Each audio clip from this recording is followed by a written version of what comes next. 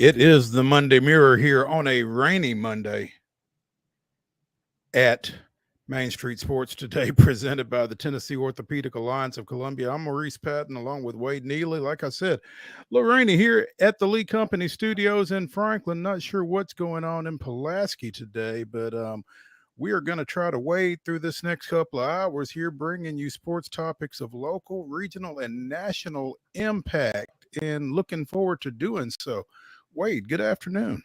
What's happening? Good to be with everybody on a Monday. Yeah, Mother Nature, she picks and chooses her battles, right? And got dumped all day yesterday in the afternoon portion, and then today it's kind of hit or miss. For now, Pulaski is safe, but like we always say, wait 10 minutes, and that definitely will change, right? Yeah. We're hopeful that it won't change too greatly or too drastically. Yeah, because you know how the weather messes with our connectivity, and given the makeup of our show, that's always a concern. So hopefully we can hang out here for a couple of hours and get through this. Looking forward to the attempt again. Anyway, in the next hour, we will be visiting with VALAIR SHABILLA of Broadway Sports Media, talking a little Nashville Soccer Club. BJ Callahan was introduced to the area media late last week, and they've got a match coming up later this week, a little Leagues Cup action. So we'll get some insight from VALAIR on what's going on with them, as things have not gone real well of late.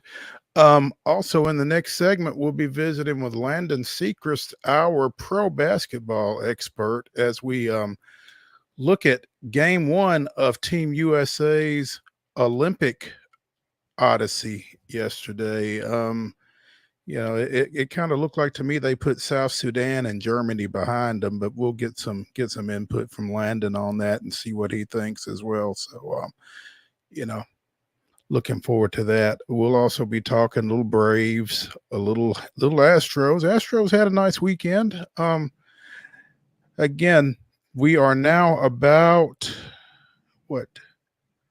27 hours from the Major League Baseball trade deadline, and action is starting to pick up. So we'll talk a little bit about that. We had some news come out late last week regarding college athletics, NCAA, and their antitrust settlement, and we'll delve a little bit into that. And of course, as we mentioned, we'll be talking little Olympics, not just basketball. There's a lot going on, obviously, over in Paris. So we'll be touching on a lot of that. I'm not going to say all, but quite a bit.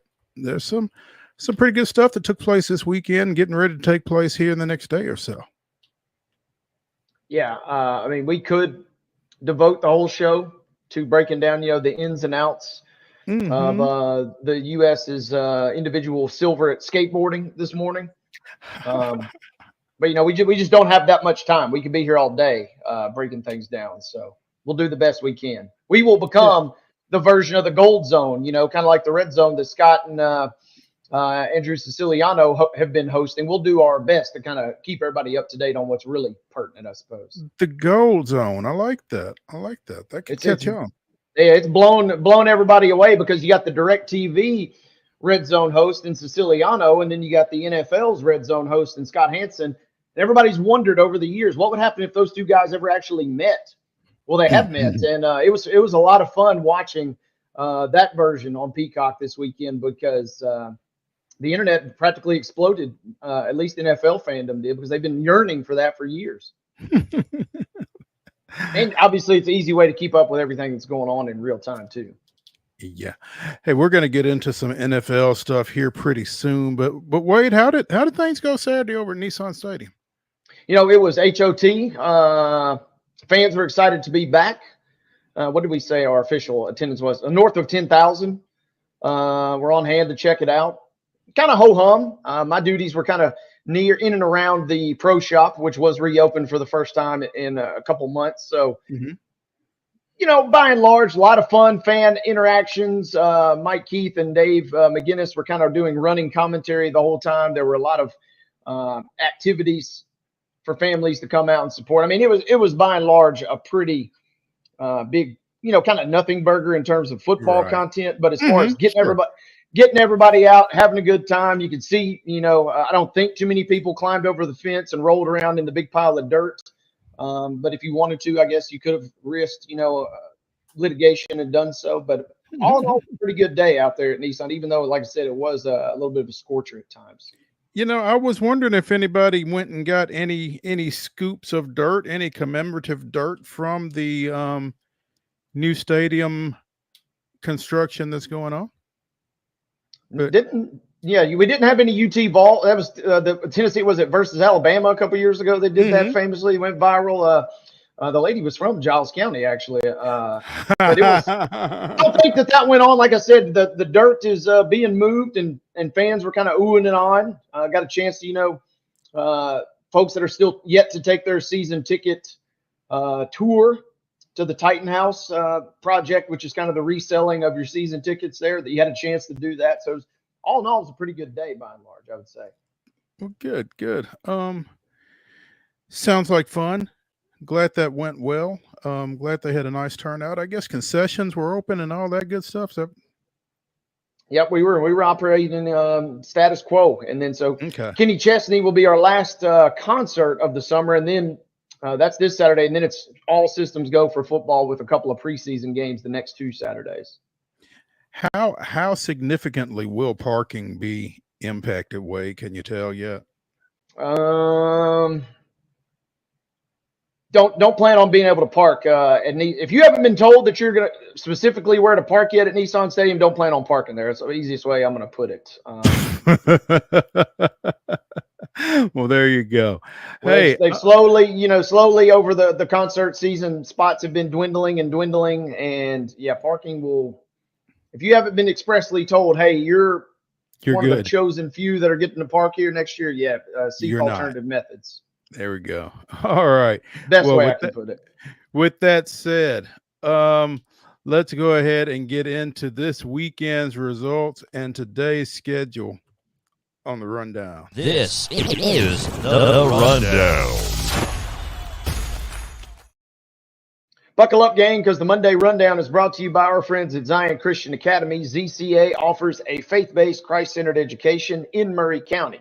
So give them a call today at 931-388-5831 or visit them online at zioneagles.org and schedule an appointment today. That's Zion Christian Academy. They are prepared for college and equipped for purpose. Major League Baseball results from the weekend. On Friday, the Mets doubled up the Braves 8-4. It was the Astros with a 5-0 win over the Dodgers. Saturday, Braves with a 4-0 shutout behind Spencer Schwellenbach and 11 strikeouts in 7 innings. Also, the Astros edged the Dodgers 7-6. Sunday getaway day, Braves with a 9-2 win over the Mets. It was the Dodgers 6, the Astros 2. Over at First Horizon Park this weekend, the Nashville Sounds defeated Charlotte 9-1 on Friday. The Nashville Sounds fell to Charlotte 8-1 on Saturday, and Sunday's finale was a washout, weather postponement. They're calling it a postponement. I don't see a scenario in which it would be made up, but at any rate, Nashville did not play last night. Yeah, went for the 6:35 first pitch, and it backfired because it was nice in the afternoon, and then once the weather came in the evening, it did not let up. So that one was postponed. 2 games that will be played today. Brief schedule today, but at MLB action. The Pirates will be at the Astros tonight at 7:10. Has more on that later, but the Astros get the unfortunate pleasure of meeting Paul Skeens this evening. That game can be seen locally or on MLB.tv. Also, the Braves will be at the Brewers tonight, also at 7:10 p.m. That game can be seen on Valley Sports South. So once again, Pirates at Astros, Braves at Brewers, both games at 7:10 p.m. That is today's schedule, and that concludes today's rundown.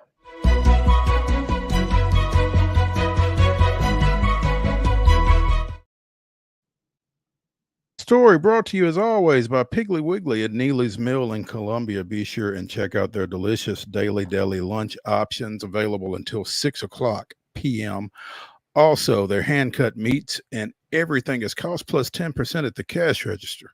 Piggly Wiggly, Neely's Mill in Columbia, bringing you our top story. And We had a top story. Now we have a series of top stories that we're going to try to get to here over the next 10 minutes or so. But the first one, the NFL will apparently require coaches or coaching staffs maybe to perform in-game interviews with their broadcast partners on game day.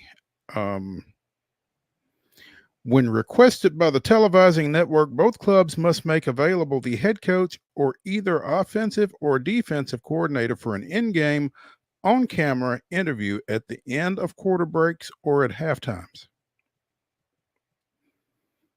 So I'm sure coaches are loving that.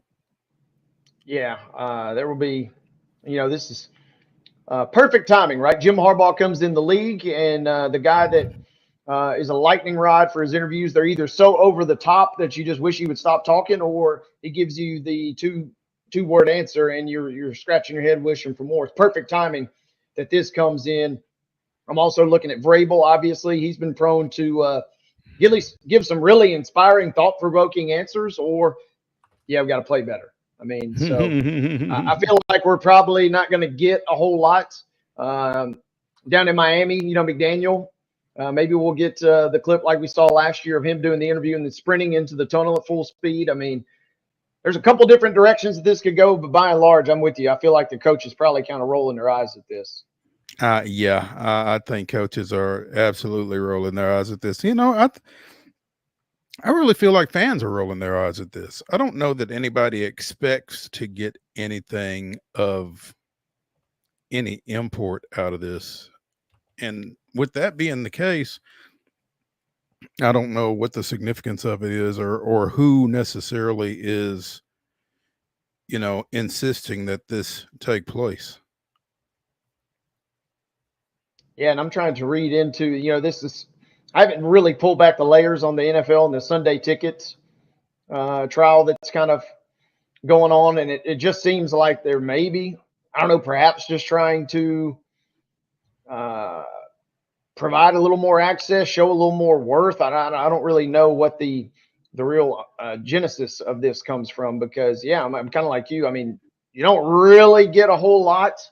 For every one cool little soundbite you get, it feels like you get 10 Bill Belichick's.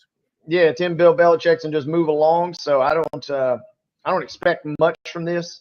And the other interesting thing I'm thinking is, you mentioned staffs. I mean, are we talking like coordinators? Because, some of these coaches, they really kind of keep their coordinator locked in in the offensive booth or defensive booth. You don't really see or hear much from them at all ever. So I'll be fascinated to see if that kind of bleeds into it potentially. Kathy Yancey, NFL Vice President of Broadcasting Rights, Policies, and Compliance, says, because it's good for the broadcast, it's good for the fans. Fans want to be closer to the game. They want to get to know the players and the coaches. It's very important that they have that they kind of have that relationship, and they want to hear. It's really good sound. If you're a football fan, or even if you're a casual fan, it's great to hear from the coaches. There's a lot of emotion. No, there's not. Yeah. Other McDaniel, who looks like he's chugged about 6 Red Bulls right before the interview, or, who knows what else in Miami. Other than that, you're not getting a ton. You're not. You're just not. I think she's being very disingenuous with that, really. This is also a VP we're talking about. So I mean, it is. It's and it's lawyered up. There is definitely a company line to be echoed on that. So when requested by the televising network, both clubs must make available the head coach or either offensive or defensive coordinator for an in-game, on-camera interview at the end of quarter breaks or at halftime. So,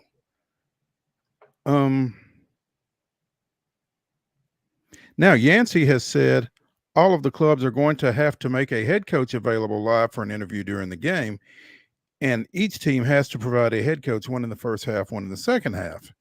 And that's for all teams, and it's available for all TV partners. So, to your question about coordinators, I was kind of under the impression when I saw some other stuff on this earlier today that you were going to kind of have an option of who you made available, by team. But according to this article on Pro Football Talk, Yancey is saying that all clubs will have to make a head coach available. And you said in game too, which is going to be wild if that's the case. I mean, are we talking, like XFL type situation? I don't know. I'm also wondering too, last year we had the big brouhaha with Carissa Thompson kind of admitting, that maybe she wasn't necessarily doing the most at times with her sideline role. I don't know if this is maybe a way to kind of drive home the message. Hey, this is a real thing, and we're wanting to put a little effort into it. I don't know if that has anything to do with it all, but that's kind of also what crossed my mind a little bit. That's an interesting piece of, something else to discuss and consider as far as that goes. Yeah. He's not the Tennessee Titans' problem at this point, but Houston Texans defensive end Danico Autry has been suspended for 6 games for violating the NFL policy against performance-enhancing drugs, according to Ian Rappaport of the NFL Network. Of course, Autry has released a statement saying he did not intentionally or even knowingly ingest a banned substance. Over the course of my 10-year NFL career, I've never engaged in the use of performance-enhancing drugs. Over that period, I've been subject to countless tests, none of which have ever returned a positive result. I was therefore stunned this offseason when I learned that one of my tests returned a positive result.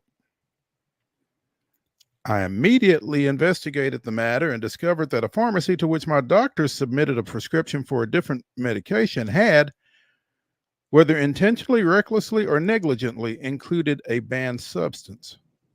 I want to be clear, at no time did I know or even suspect that this medication contained a banned substance.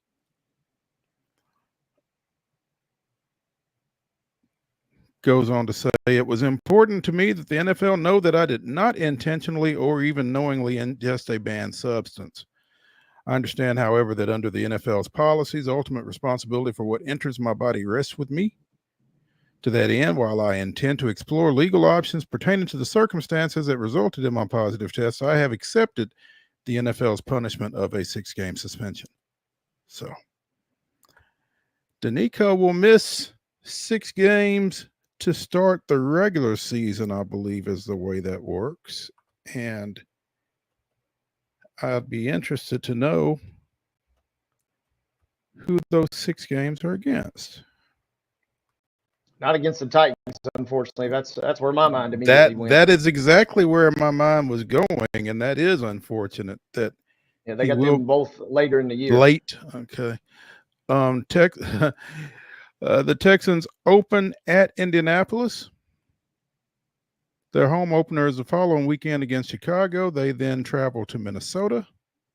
They've got the Jaguars at home, and they've got the Bills at home. So 1, 2, 3, 4, 5. Oh, and then they go to the Patriots. So yeah. So he will miss a couple of division games, neither of which are against the Titans, as you said. So yeah, because this guy's still got some juice. Maybe poor No. choice of words there. I went Bruce Pearl right there. That's my bad.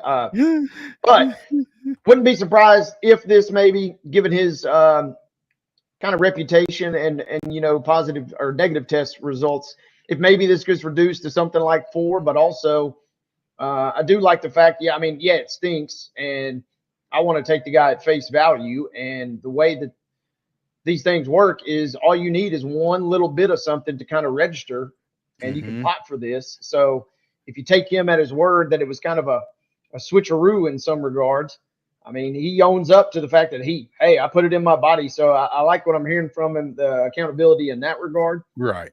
And then you also, by doing so, you kind of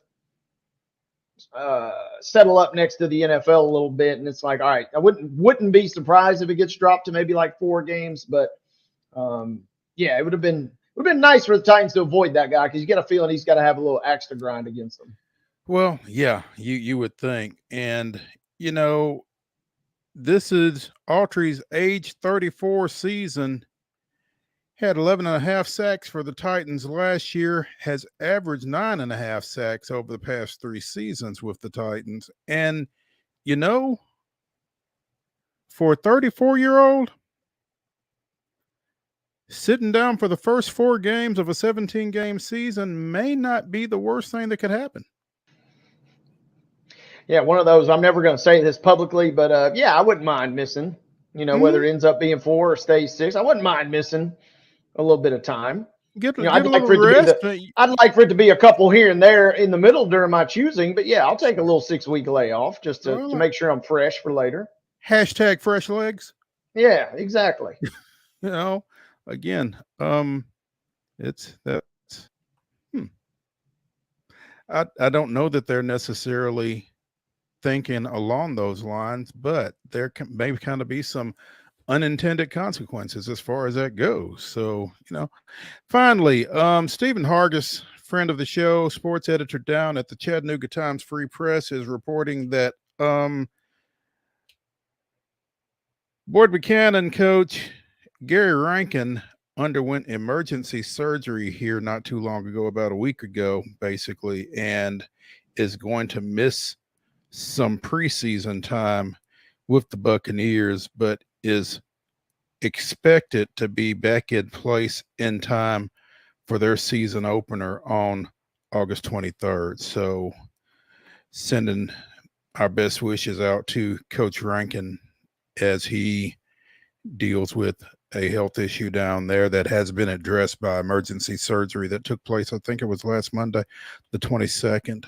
And the intent is that he will be back in time for Boyd Buchanan's season opener on August 23rd against Chattanooga Christian, I believe that was. So, again, best wishes to Tennessee's all-time leader in wins. Let's go ahead and take a break here from the Lee Company studios on Main Street Sports Today, presented by the Tennessee Orthopedic Alliance of Columbia. When we return, we will be joined by LANDEN SECREST talking a little basketball. Stay tuned after the break.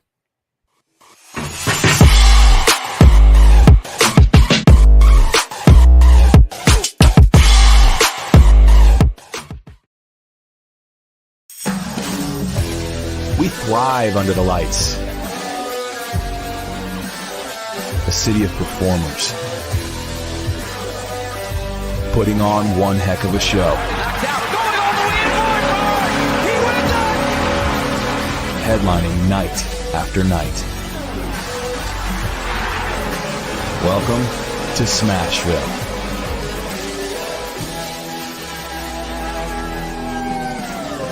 Whether you're an athlete or a weekend warrior, when it comes to your performance, don't settle for anything less than excellence. We're proud to announce that Mid-Tennessee Bone and Joint Clinic is now Tennessee Orthopedic Alliance of Columbia, where we are redefining sports medicine and orthopedics. Tennessee Orthopedic Alliance's team of expert sports medicine physicians understands the unique demands of your body. TOA Columbia specializes in personalized orthopedic care, offering state-of-the-art treatments for everything from sports injuries to joint replacements. Learn more at toacolumbia.com.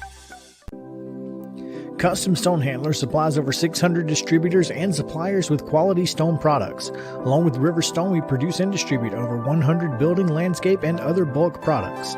Our goal is to provide quality products, service, and partnerships to ensure our customers' success. We firmly believe that the measure of any person or company is how they treat other people and customers. Give them a call at 931-490-4990 or visit CustomStonehandlers.com. Nashville Sounds Baseball is back in Hit City for the 2024 season.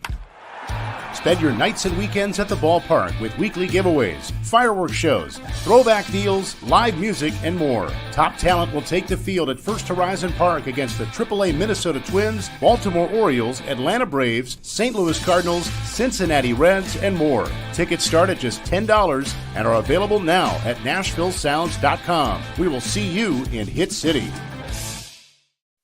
With Lee Company technology, The best handymen are hands-off.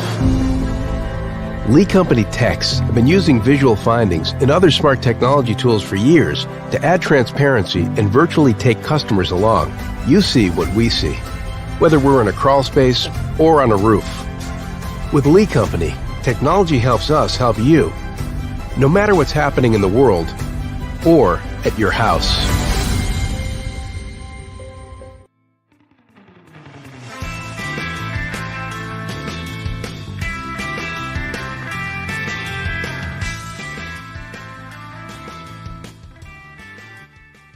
And that's Wade Neely. We are Main Street Sports Today, presented by the Tennessee Orthopedic Alliance of Columbia. We're coming to you from the Lee Company studios of our respective homes.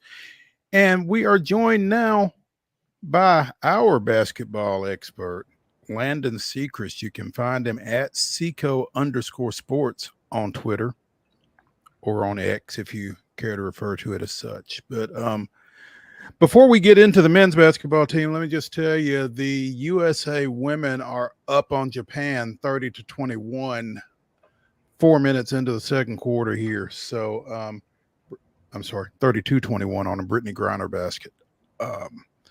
We shan't give you much more play-by-play because we don't have anybody's express written consent. But Landon, wanted to get you in, man, because obviously USA 101, South Sudan 100, USA 92, Germany 88 in the last two games before Paris tended to catch some folks in, attention, and not necessarily in a good way. Does 110-84 help that any?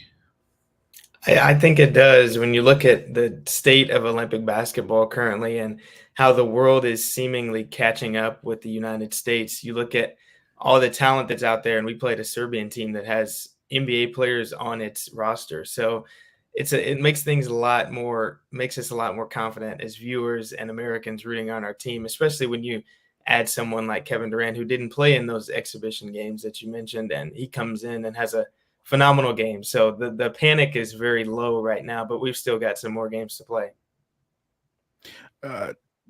Had a phenomenal first half in particular, 21 points to open the half, capped by that buzzer beater right there at the break. And, I don't know if anybody has been as dialed in as he was in that first half. Yeah, Kevin Durant, one of the most talented players ever, skilled players ever. They knock him for the team part of his career, switching teams, but you can't dispute his talent, especially when it comes to the international play. He's up there in the conversation with Carmelo Anthony in terms of, United States basketball players representing the country. Obviously, LeBron is in that conversation, but Kevin Durant proved he can be, 1A in that conversation, and potentially that's huge for us and the rest of this tournament.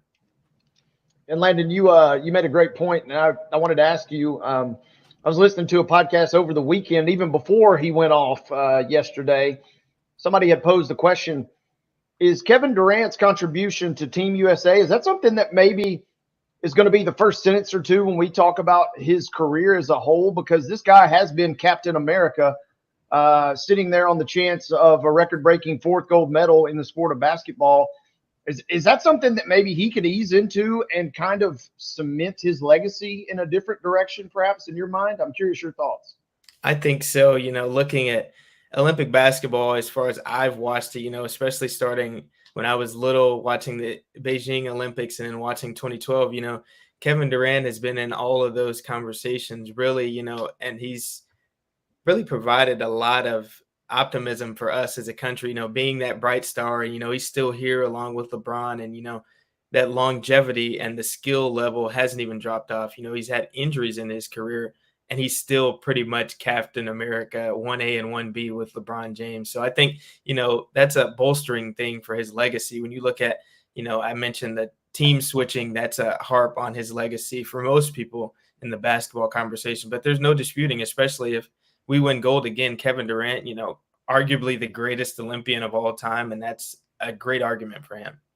I'm also curious. It seems like we're seeing LeBron, since you mentioned him, it's kind of wild to watch, and I want to know what you think, because it seems like for all the questions we had about Team USA, it seems in some regards like LeBron just said, hey, don't worry, I got your back. And we saw it yesterday, 21 points, near triple-double, flirted with one at least, with 7 boards and 9 assists. I'm curious, what do we make of the King kind of really in some regards turning back the clock here with these performances as kind of the Team USA ambassador? Yeah, make no mistake that this is LeBron's team. It has been LeBron's team, leadership wise for a very long time because, he is LeBron James. When you look at what he's done and what he's still doing for the Team USA with, the younger players on the roster, and he's, older on the roster and still producing at such a high level. I heard Steve Kerr say in an interview, LeBron knows how to conserve his energy and put it on at certain times, especially in the games that matter. Obviously we played exhibition matches, but the games matter now. And you see what LeBron brings to the table, and he always amps it up. And that's one thing I really admire about him because, nobody better to represent our country in basketball. LeBron James, the epitome of everything you want in a basketball player. Landon SECREST joining us here on Main Street Sports today, presented by the Tennessee Orthopedic Alliance of Columbia, as we discuss a little Olympic basketball and Team USA. And, you mentioned LeBron, Landon, and there was a play in the first half where Serbia missed a basket. It's a pretty close ball game at the time, I think, relatively close. Edwards outlets to Devin Booker, who shovels it to LeBron, who takes it across half court, has a defender on his heels basically, and just takes it up and takes it to the rim on him. And, just that combination of quickness, speed, size, strength, when he's in the open court, I just don't know how many folks there are on an international level that can really match up with him. And as you talk about this being his team, how much does just that matchup nightmare that he creates have to do with that?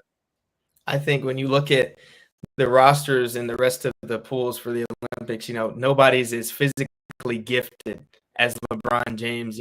It's rare in the NBA to see someone as physically gifted as LeBron James, especially when you look at these international squads, although they are talented, like a South Sudan, like a France. There's nobody that's LeBron level size and has the skill to match up with it, or they would be a LeBron James caliber player. We'd be talking about them in the conversation as, gold medalist contention, but there's nobody at the level of that. And that doesn't diminish the caliber of teams that we're playing, but, we have LeBron and other countries don't. That's really what it comes down to. And that's what it came down to often in some of those exhibition games. And it may come down some more to we have LeBron and other countries don't when it matters.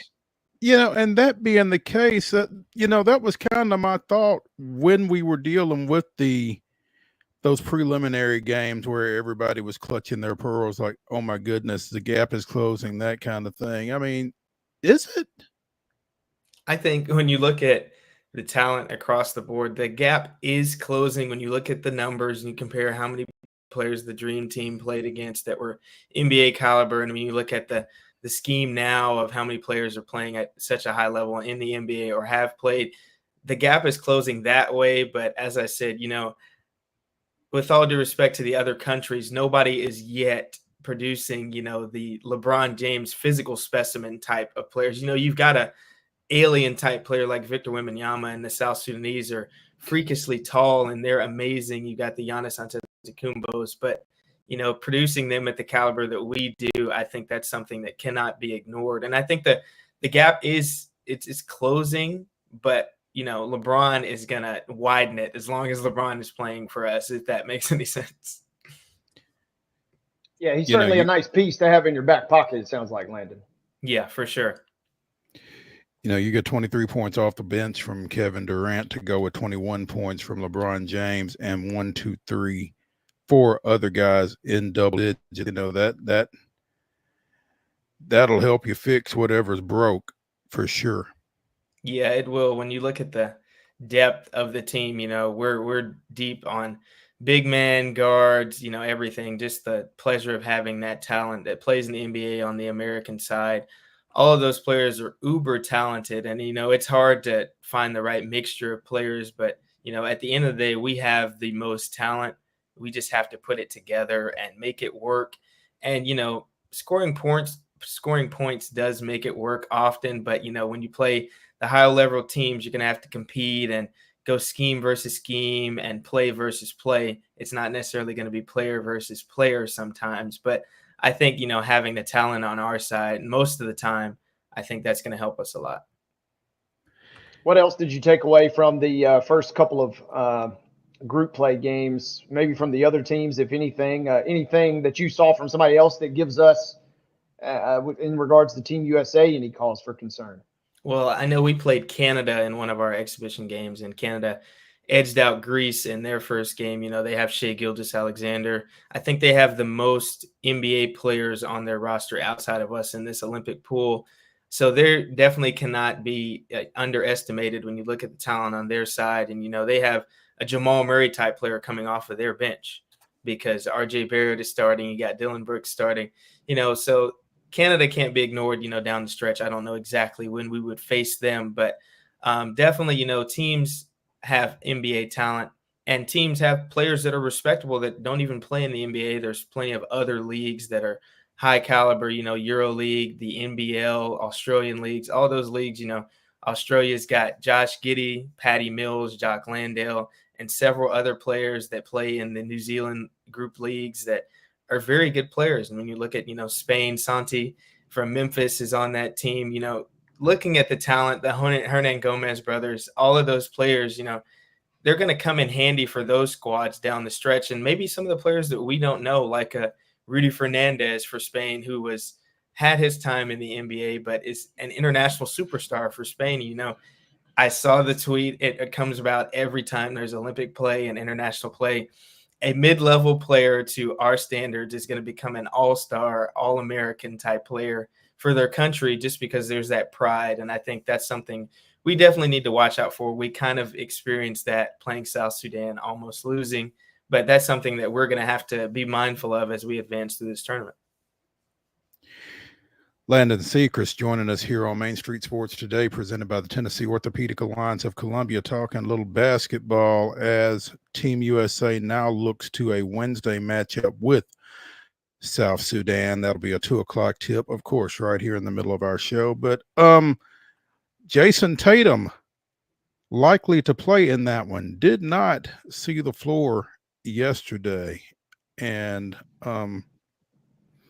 Stephen Kerr says that he felt like an idiot not playing him, but 40-minute game, you can't play more than 10. Every game's going to be different based on matchups.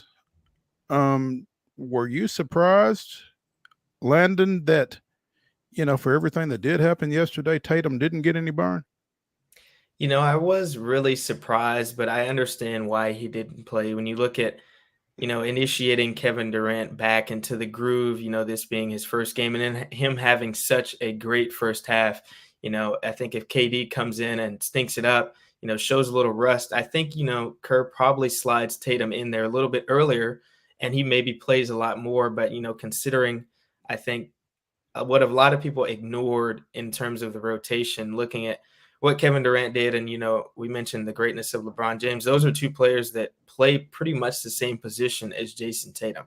And I don't think there's any disputing that those two players are better than Jason Tatum at this point. So when you look at that and look at what Kerr said he wanted to do with matchups, and that's what it's contingent upon in the Olympics, catering matchups and favoring, towards what your team needs and what you want to see out there. We started 3 guards yesterday. I doubt we're going to start 3 guards against the tall South Sudanese team. So it's just going to depend on what Kerr wants to see and what the coaching staff wants to see. I doubt that Tatum is going to sit like he did, but there's going to be someone that sits in every game, and it might not be the person you expect just because the game is shorter and the FIBA basketball is ultimately different. And that if you watch the game and compare it to the NBA product, it's completely different, and it's hard to get rotations down. And for what we want to do in this tournament, it's going to be a challenge to cater to all the talent we have. Again, South Sudan played the U.S. to within 1 point about a week and a half ago in a prelim game. What's your spread on this one? I think US by about 10. US by about 10. I think that, you know, it being so close last time, I know it was an outrageous margin of like 43, US plus 43. But when you look at what happened in that game, I think US is going to come out and want to make a statement. But we know we should respect the South Sudanese team at this point. You know, they beat Puerto Rico in their first game. They were losing in that game, and they went on an 11-0 run, I believe, down the stretch. So they have that talent to, you know, dig deep late in games, and they have to be respected for the whole duration of a game. When you look at what we did versus them, and they were leading for most of the game versus us in the exhibition. So I think that, you know, I'm expecting us to win, but it won't be easy. And I think we'll have that little extra to keep piling it on that does cater to us, you know, point differential in pool play, just in case. But I think, you know, it won't be a 1-point game. I'm at least hoping. But South Sudan definitely has the talent to beat us. That's seen already. We know that. Put on your coaching hat for a second, Landon. We talked about Tatum, obviously, presumably going to get quite a bit more in terms of minutes. Got to get at least a little more.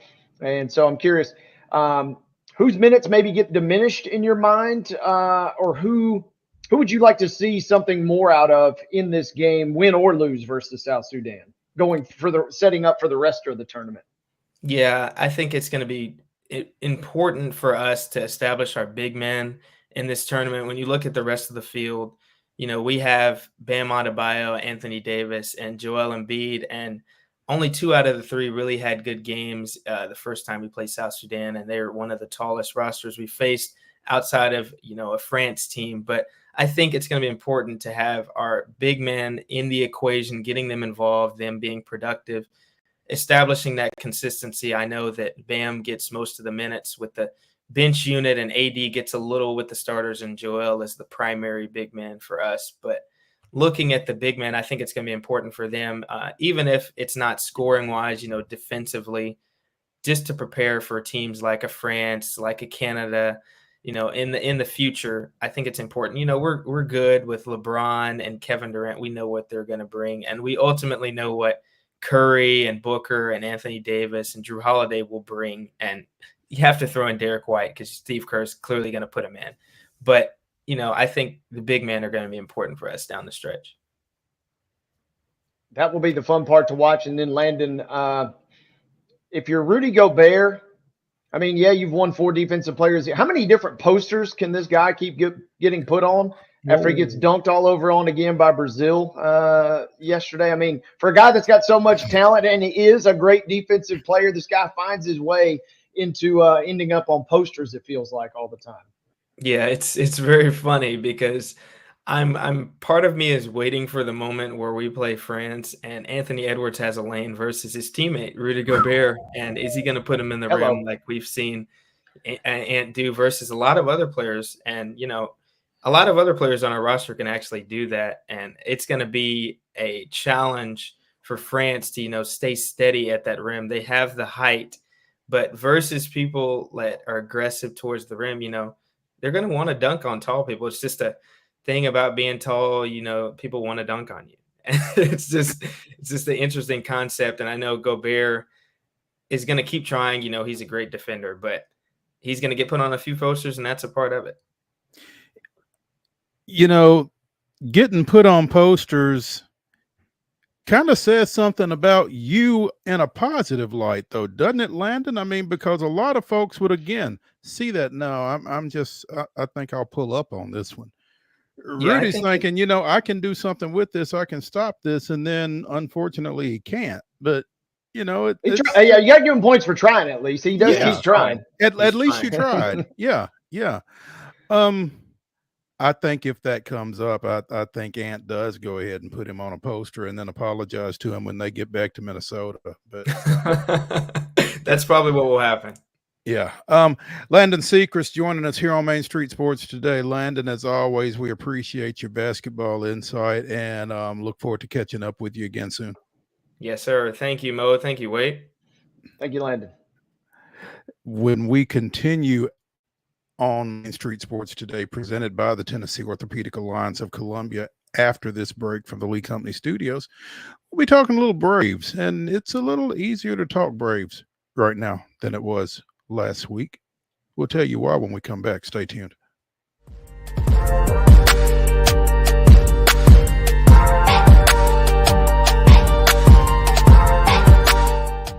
Nashville Sounds Baseball is back in Hit City for the 2024 season.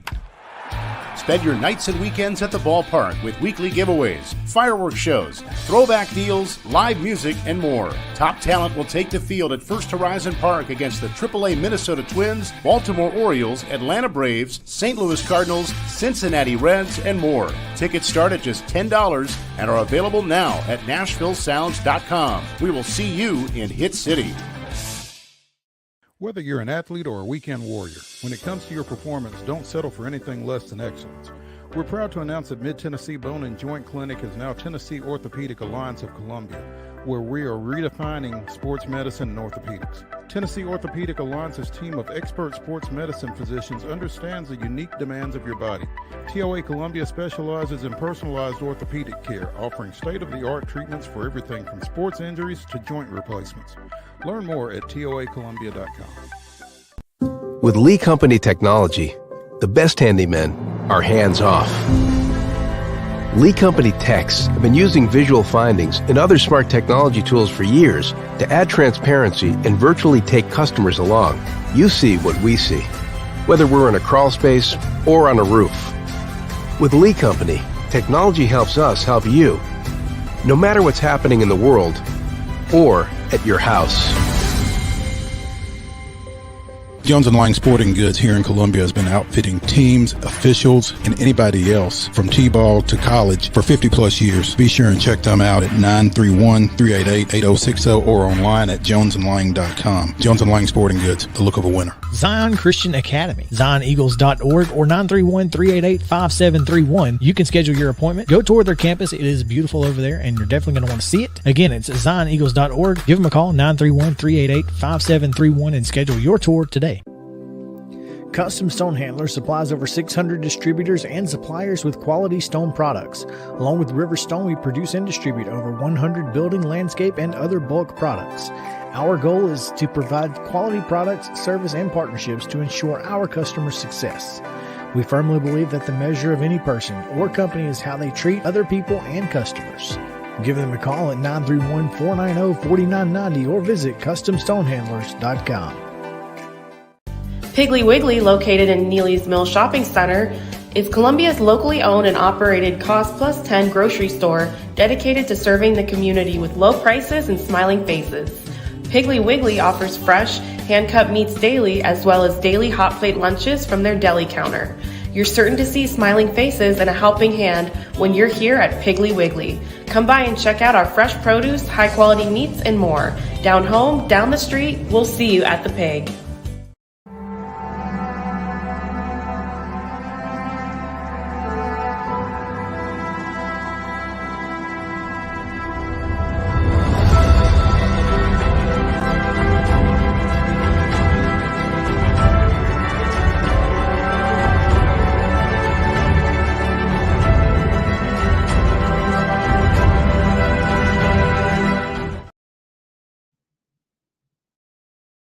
Ninth, 2018. After 133 pitches, Braves lefty Sean Newcomb was one pitch away from a no-hitter, the franchise's first in 24 years. But on pitch number 134, Chris Taylor singled through the left side, becoming just the Dodgers' second base runner of the game and breaking up Newcomb's no-no after 8 2/3 innings. Newcomb struck out 8 and picked up the victory as Dan Winkler gave up an RBI base hit and got a game-ending ground out to preserve Atlanta's 4-1 win. That was this day in Braves history. Sean Newcomb, you know, if he had continued on that trajectory, man, we'd be in way better shape than we are right now. But alas, it wasn't to be. Man, that was an electric Sunday there. I was really rooting hard for that kid to get that one done, and it just didn't quite pan out. Chris Taylor, a pain in the posterior, as he has so often been throughout his Dodgers career. Good weekend for the Braves, all things considered. They went to Citi Field for 4 games starting on Thursday, dropped the first 2, won the last 2, and so they come out still as the top wild card in the NL East, up a game and a half. Now on San Diego, I believe, actually. The Mets have dropped back to third in the wild card race as well as in the NL East. So again, productive split for the Braves as they hit 7 home runs in those 2 victories on Saturday and Sunday, and threw a total of 20 scoreless innings before giving up a home run in the 8th inning of yesterday's 9-2 victory. Yeah, good weekend for them, and kind of a leverage play, right? Because not only do you win, but you're pushing the Mets kind of further back. But that wild card race, we talked about it on the show last week. There are a number of teams. They're going to have to make a really tough decision here in the next day and a half to try and figure out if they're in this thing or not. And some are right there on the cusp, and some maybe are and don't think they are, or some think they are and they're not even close. So that's going to be the fun part to watch. Yeah, absolutely. Going to get a little bit more into some of the thought process for some of these teams in just a second. The Braves continue their road trip tonight at 7:10. They go to Milwaukee. Colin Ray gets the ball for the Brewers, not Bruins. I guess it was that blue that threw me off. But Colin Ray, 9-3 with a 3.60 ERA for Milwaukee. Grant Holmes making his first start after coming out of the bullpen here for about 6 weeks for the Braves. He has no decisions, has a 2.70 ERA, and stop me if you've heard it before, but the Braves put somebody else on the injured list. Uh-oh. Yeah, Ronaldo Lopez experienced some right forearm tightness, had to leave yesterday's game early. So, well, let me double check that. I'm not sure that they've done anything with him yet.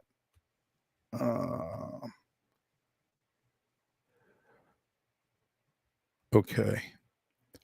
He did leave the game yesterday after 3 innings, I believe. I don't know that they have made a transaction relative to that situation as of yet. He's getting an MRI today. So nothing has happened yet. Doesn't sound good either way. No, and obviously they are going to err on the side of caution on that, and they've been really careful with Lopez all along anyway, because you signed him over the offseason after having pitched out of the bullpen for the last couple of years for the White Sox, and so they've been very very cautious with him, giving him an extra day whenever they could, and it's really worked out well for him. It's been among the leaders in ERA all year, and had a 2.12 coming into yesterday, and threw 3 scoreless before he came out of the game. So you know, if you are a Brave, as you look at the guys that you've already got sidelined, you're really hoping for the best with Ronaldo Lopez right now. Although it appears that Max Fried may be close to getting back. He threw off flat ground yesterday before the game, I believe. So, you know, you'll take your positives wherever they come as it relates to this team and this pitching staff in particular. You know, you mentioned, Wade, during the rundown, it is Paul Skeens Day in Houston. It's not a happy one if you're an Astros fan, because he's coming to your city tonight, 6-1 with a 1.93 ERA, coming off of his deepest pitching appearance of the season with the Pirates.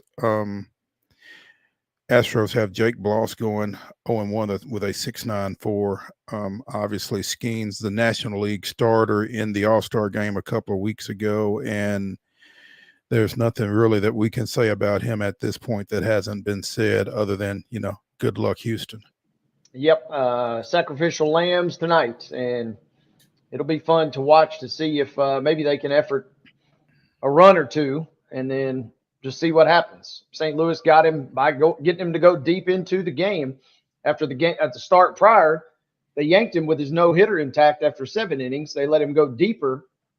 So maybe Houston gets a chance but with Bloss, we talked about him making his debut last week, and he got roughed up pretty bad. So not looking good. It's almost kind of one of those deals. How quick can Tuesday get here type situation. So he's coming to your town, and like you said, everybody's excited except for the guys that are going to be going in the box that night. Absolutely. Astros pretty excited though right now. Just took 2 or 3 from the Dodgers. Now again, the Dodgers a little banged up, but still they are leading the NL West, and you get 2 of 3 from them, you got to feel pretty good. Yeah, not bad. And Saturday's game, didn't watch any of it, but got a notification. I basically had mentally checked out because they were getting smoked early in the game, and then had a crazy rally with Bregman getting his just second ever walk-off home run.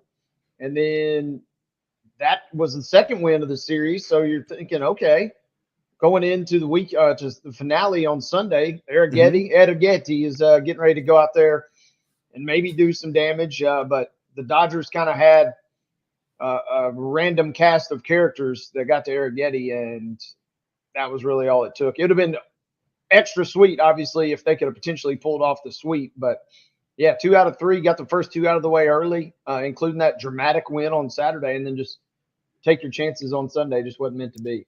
Yeah, sometimes that Sunday day game bomb squad can put something together. It just wasn't meant to be for the Astros, like you said. Again, it was cool though. I will admit, Mo, BGOs were in the house this weekend, and Craig, they showed him, man, and his son, hits a home run. I think it was on Saturday, and he was not really looking too happy though, because it came at the expense of his squad. So I mean, props to Craig. You and Terry McCormick talked about last week those old rooting mentalities. Craig didn't look like he was really, really all that excited about his son going yard, but it ends up being the game that Houston ends up breaking in Houston's favor. So I guess it was kind of a win-win for old Craig, because his son got the dinger and then Houston got the win. There you go. As we mentioned, trade deadline is at 6 o'clock Eastern time tomorrow. That's 5 o'clock here. So we are within shouting distance. The Dodgers, Cardinals, and White Sox did not wait. They engineered a 3-team deal. And, I'm an old enough of a Braves fan that I would have never really expected Eric Fetty to be a centerpiece in anybody's trade, but apparently that is the case, as the White Sox pitcher and outfielder Tommy Pham are both going to St. Louis. For Pham, he's returning to where he started his career, actually. The Dodgers are getting St. Louis utility man Tommy Edman, who has not played this year because of injury, and reliever Michael Kopech from the White Sox. Edman has been with the Cardinals, but again, he hasn't played. The White Sox get 3 prospects. Outfielder Miguel Vargas, second baseman Gerald Perez, and infielder Alexander Albertus. But again, Fetty is kind of the centerpiece of this thing. He's got a 3.11 ERA, over 121 and 2/3 innings after being not great over his Nationals career, and then going over to Korea and really establishing himself. Let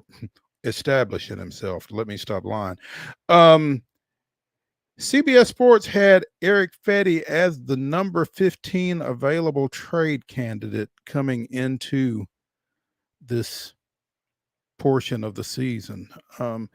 Give Fetty credit for reinventing himself in South Korea after washing out with the Nationals. Give the White Sox credit for buying in over the offseason. He's since proven that his 4-pitch attack, sinker, cutter, sweeper, changeup can miss barrels against MLB competition, even if it seldom misses bats or causes hitters to expand their zone. He didn't miss a whole lot of barrels when he was with the Nationals, and the Braves were quite often the beneficiaries. So again, never really saw Eric Fetty being a centerpiece of a 3-team trade in particular. So props to him. Not going to say I hope it works out, because as Wade was saying earlier, this wild card thing could get really crazy before it's all over with, and the Braves are probably going to be in the middle of it. So we shall see how that goes. There were some other trades made over this weekend as well, including Washington outfielder Jesse Winker going to the Mets. Jazz Chisholm going from Miami to the Yankees. Was kind of hoping he might wind up in Atlanta as a kind of a super utility guy. And Tampa Bay pitcher Zach Eflin going from Tampa Bay to the Orioles. He was another, I think, Braves target. But here's one that really caught my eye, Wade. The Rangers traded Michael Lorenzen to Kansas City. Is that the white flag for Texas? Kind of feels like it. Does it not? I mean, not only are you trading him, you're trading him in the AL and in the AL. Yeah. Well, yeah, in the AL. I'm showing my age when I almost said in the AL West, but yeah, certainly in the league. Yeah, I don't know. And Texas was one of those teams I mentioned last week. They're kind of right there in no man's land. They're not really moving up. They're not really moving back. They're kind of just right there, and it almost feels like if they had not won it all last year, they probably would have made a bunch of moves already, but they're kind of just having to save face a little bit and kind of pretend, and now slowly they're kind of leaking out and realizing that, yeah, it's over. Yeah. That's unfortunate for the defending World Series champions. But unless you're an Astros fan. Unless you're an Astros fan. There you go. Or anybody else in the AL. You're like, clear the way for us. Yeah. Yeah. Step aside. Yeah. The Royals, they're sitting there right on the cut line of the wild cards. That's a good little shrewd bit of business for them. Absolutely. Hour number one of the Monday Mirror here on Main Street Sports Today, presented by the Tennessee Orthopedic Alliance of Columbia, has wrapped. When we return to the Lee Company studios after this break, we'll be talking little college athletics, a little front office college athletics. So stay tuned after this break.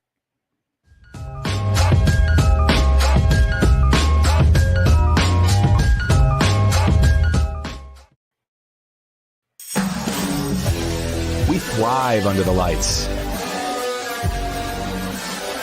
A city of performers, putting on one heck of a show.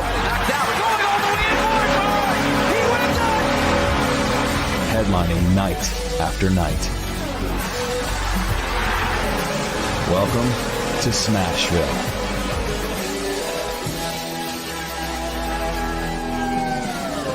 Whether you're an athlete or a weekend warrior, when it comes to your performance, don't settle for anything less than excellence. We're proud to announce that Mid-Tennessee Bone and Joint Clinic is now Tennessee Orthopedic Alliance of Columbia, where we are redefining sports medicine and orthopedics. Tennessee Orthopedic Alliance's team of expert sports medicine physicians understands the unique demands of your body. TOA Columbia specializes in personalized orthopedic care, offering state-of-the-art treatments for everything from sports injuries to joint replacements. Learn more at toacolumbia.com. With Lee Company technology, the best handymen are hands-off. Lee Company techs have been using visual findings and other smart technology tools for years to add transparency and virtually take customers along. You see what we see, whether we're in a crawl space or on a roof. With Lee Company, technology helps us help you, no matter what's happening in the world or at your house. Jones & Lang Sporting Goods here in Columbia has been outfitting teams, officials, and anybody else from T-ball to college for 50 plus years. Be sure and check them out at 931-388-8060 or online at jonesandlang.com. Jones & Lang Sporting Goods, the look of a winner. Zion Christian Academy, zioneagles.org or 931-388-5731. You can schedule your appointment. Go tour their campus. It is beautiful over there, and you're definitely going to want to see it. Again, it's zioneagles.org. Give them a call, 931-388-5731, and schedule your tour today. Piggly Wiggly, located in Neely's Mill Shopping Center, is Columbia's locally owned and operated Cost Plus 10 grocery store dedicated to serving the community with low prices and smiling faces. Piggly Wiggly offers fresh, hand-cut meats daily as well as daily hot plate lunches from their deli counter. You're certain to see smiling faces and a helping hand when you're here at Piggly Wiggly. Come by and check out our fresh produce, high-quality meats, and more. Down home, down the street, we'll see you at the Pig. Nashville Sounds Baseball is back in Hit City for the 2024 season. Spend your nights and weekends at the ballpark with weekly giveaways, fireworks shows, throwback deals, live music, and more. Top talent will take the field at First Horizon Park against the AAA Minnesota Twins, Baltimore Orioles, Atlanta Braves, St. Louis Cardinals, Cincinnati Reds, and more. Tickets start at just $10 and are available now at NashvilleSounds.com. We will see you in Hit City.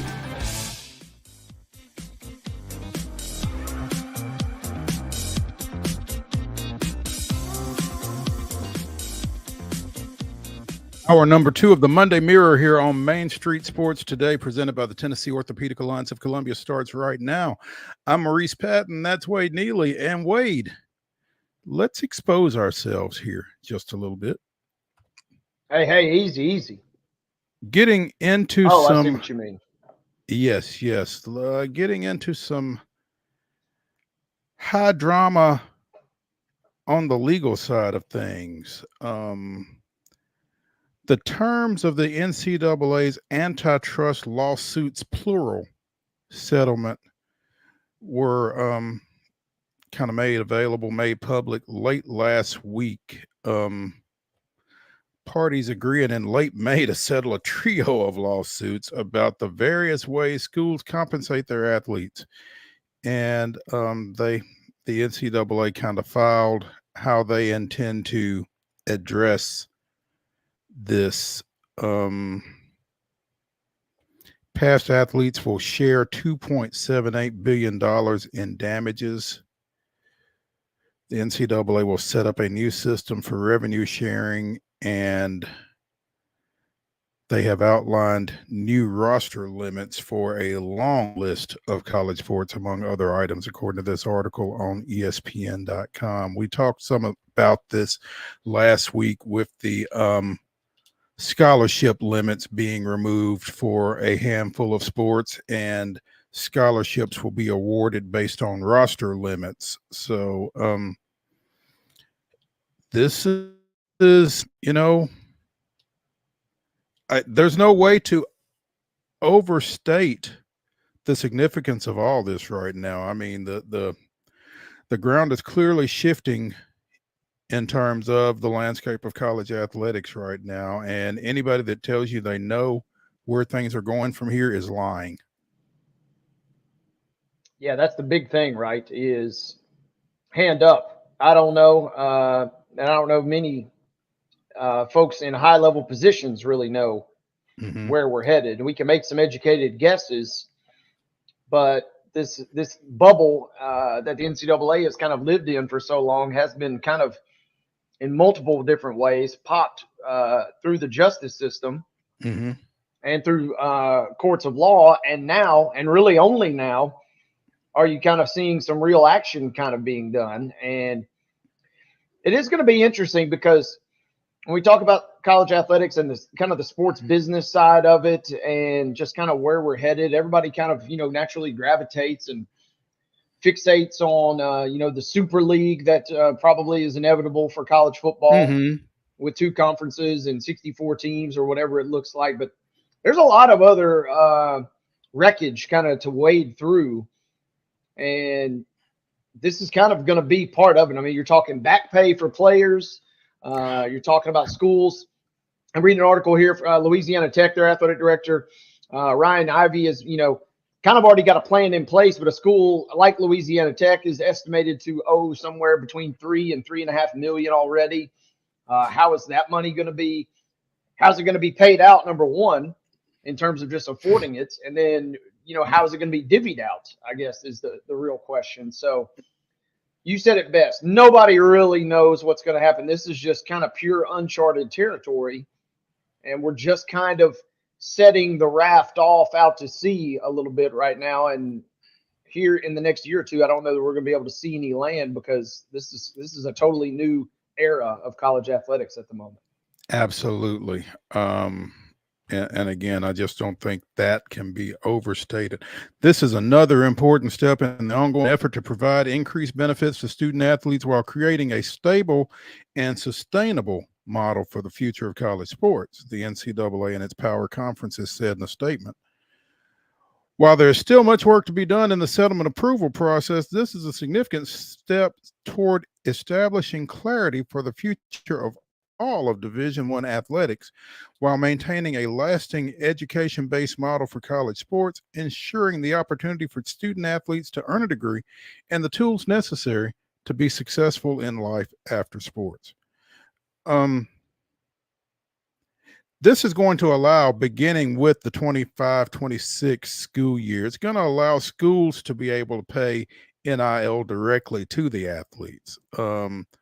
Schools can provide up to 22% of the average revenue that power conference schools generate from media rights, ticket sales, and sponsorships. That is expected to be between 20 and 22 million per school. Athletes would still be able to make money from NIL deals with third parties, but the NCAA says this settlement will allow them to install a more robust and effective enforcement and oversight program to make sure that those third-party deals are legit, which I think is something that is much needed, probably. NCAA plans to create a base of NIL deals to try to objectively assess whether arrangements qualify as a legitimate endorsement deal. Again, it's also going to allow for the rise in scholarships by sport, and I think those are probably the two biggest things that you're going to see out of this. But there is also a Q&A article on ESPN.com. When will players start to be paid? I think that's the biggest concern. And again, that will begin with the 25-26 school year. We mentioned that the schools will be able to pay somewhere between 20 and 22 million based on the average that schools make from media rights, ticket sales, and sponsorships. Clear Title IX laws will apply to this. So that's something that they're going to have to figure out, obviously. What does this do to walk-ons? If scholarship limits and roster limits are the same number, then you have no walk-ons. And of course, Dabo had issues with that. So, does this mark the end of the NCAA's legal problems? No, the NCAA is still involved in multiple court battles to try to prevent athletes from being deemed employees of their schools. NCAA leaders have been asking members of Congress to write a federal law saying that college athletes aren't employees and codifying some of the rulemaking ability included in the settlement. NCAA President Charlie Baker said earlier this summer he hoped this settlement would provide momentum for a federal bill. So, no, things aren't over for the NCAA by any stretch. I mean, and I think, if anything, they're kind of like a wounded animal at this point. I think they're probably going to see more challenges. Absolutely. And I mean, kind of like I made mention a moment ago, but I mean, we're trying to shift from this complete amateur, or quote unquote the illusion of amateurism that the NCAA has held on to for so long. And now we're kind of just in this weird little nebulous middle spot where everybody's just scrambling. Things are happening so fast. And the only other real outcome on the other end of the spectrum is just a pure paid model, whether that's paid and classified as employees, or you just flat out call it, minor league football, or, minor league baseball 2.0, or whatever you want to refer to it as. That's the only other real outcome. So until then, we're kind of just riding these waves, and everybody is loving what's going to happen in the NCAA because they were the ones that clung to this model for so long. if some of these measures had maybe been put into place by themselves, I don't know that we're maybe looking at as murky of a waters as we are right now, but because they held on to their piece of the pie for so long and protected it such as they did, now that it's been popped by the federal judges of the world, I mean, things are really, really going to be crazy over the next couple of years until we kind of smooth out, and then kind of the shore maybe comes into sight in a decade or so. But in this meantime, it's just going to continue to be wilder and wilder, and we will all enjoy a hearty laugh at the NCAA until such time.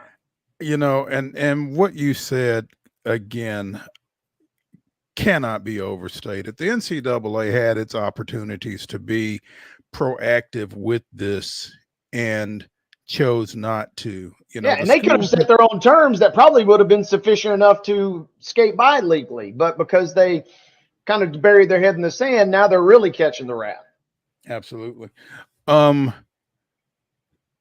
Late last week, and we just neglected to get this on air, former Stanford softball pitcher Najari Kennedy, who is pretty well paid. Yeah, that too. Recognized as the best player in her sport right now. Announced last week that she has signed with Texas Tech. And that was not the school that we expected to hear. But apparently she had 1,050,024 reasons to sign with Texas Tech. That's the NIL deal that she came up with for her single season of eligibility with the Lady Raiders. The going rate for the best player in softball is $1 million.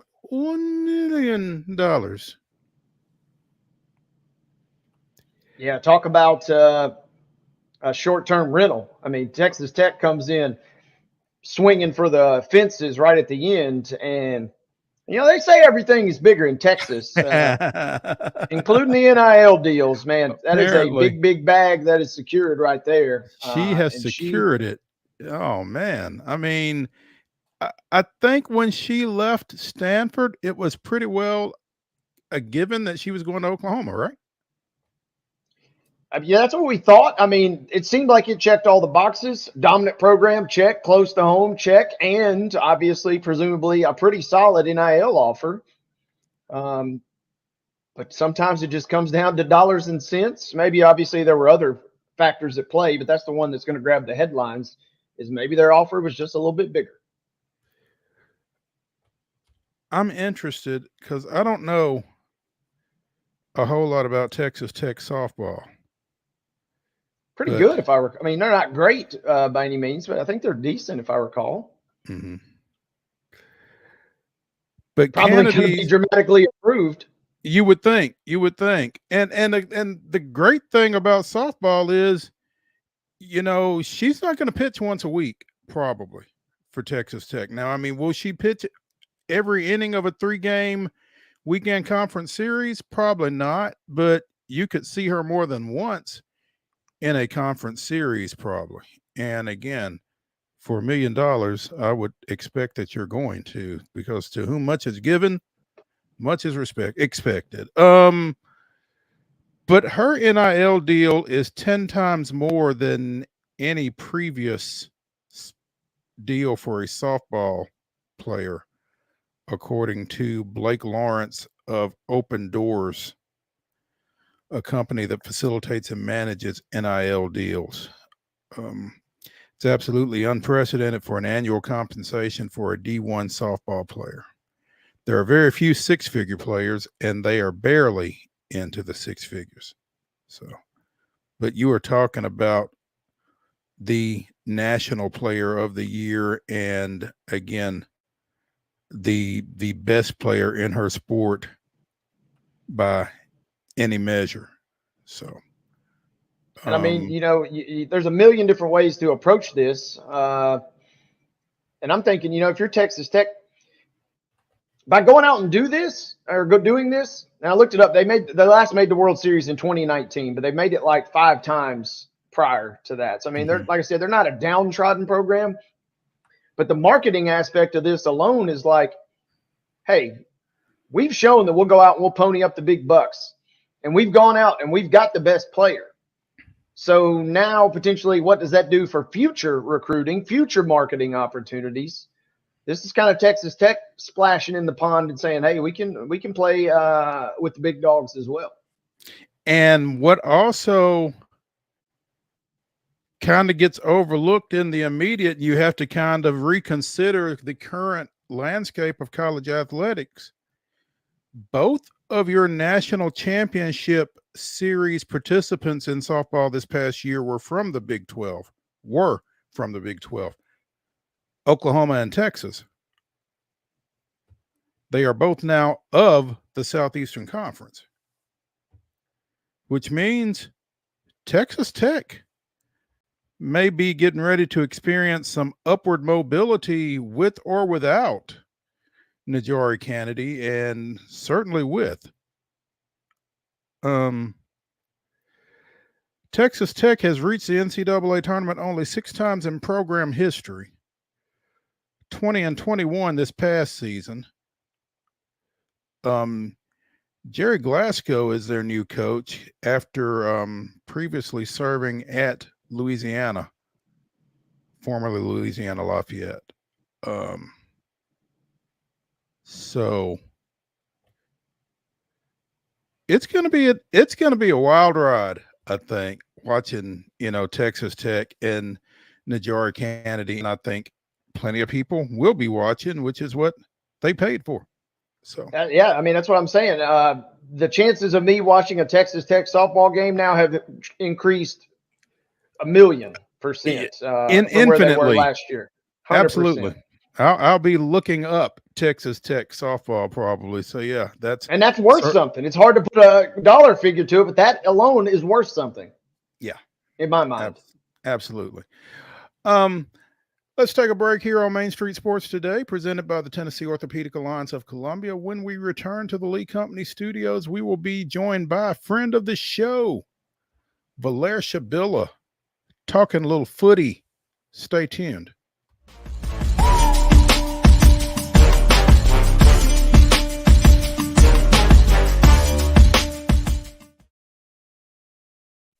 With Lee Company technology, the best handymen are hands-off. Lee Company techs have been using visual findings and other smart technology tools for years to add transparency and virtually take customers along. You see what we see, whether we're in a crawl space or on a roof. With Lee Company, technology helps us help you, no matter what's happening in the world or at your house. Piggly Wiggly, located in Neely's Mill Shopping Center, is Columbia's locally owned and operated Cost Plus 10 grocery store dedicated to serving the community with low prices and smiling faces. Piggly Wiggly offers fresh, hand-cut meats daily, as well as daily hot plate lunches from their deli counter. You're certain to see smiling faces and a helping hand when you're here at Piggly Wiggly. Come by and check out our fresh produce, high-quality meats, and more. Down home, down the street, we'll see you at the Pig. Whether you're an athlete or a weekend warrior, when it comes to your performance, don't settle for anything less than excellence. We're proud to announce that Mid-Tennessee Bone and Joint Clinic is now Tennessee Orthopedic Alliance of Columbia, where we are redefining sports medicine and orthopedics. Tennessee Orthopedic Alliance's team of expert sports medicine physicians understands the unique demands of your body. TOA Columbia specializes in personalized orthopedic care, offering state-of-the-art treatments for everything from sports injuries to joint replacements. Learn more at toacolumbia.com.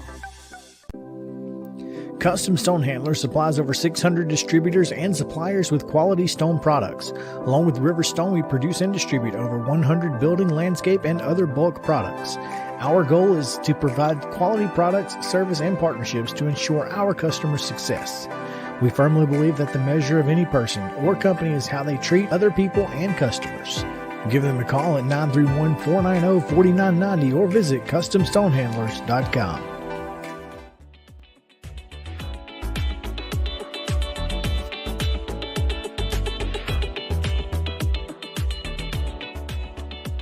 It's the Monday Mirror here on Main Street Sports Today, presented by the Tennessee Orthopedic Alliance of Columbia. I'm Maurice Patton. That's Wade Neely, as we look back at what took place over the weekend and look ahead to what's coming up. And we'll be doing a little of both here in this next segment as we are joined by VALAIR SHABILLA of Broadway Sports Media.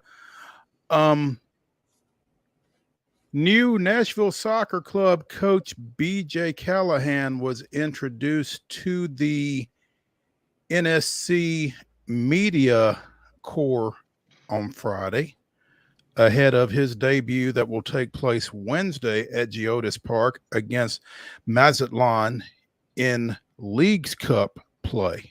VALAIR, good afternoon. Good afternoon to you guys. Thanks for having me again. No, man. Thank you for taking time with us. So, hey, Mo, real quick, we needed to let VALAIR know he consented to being on the show. It is not being recorded illegally or via drone or anything of that nature. So let's just clear there. We want to make sure that's put out there into the ether.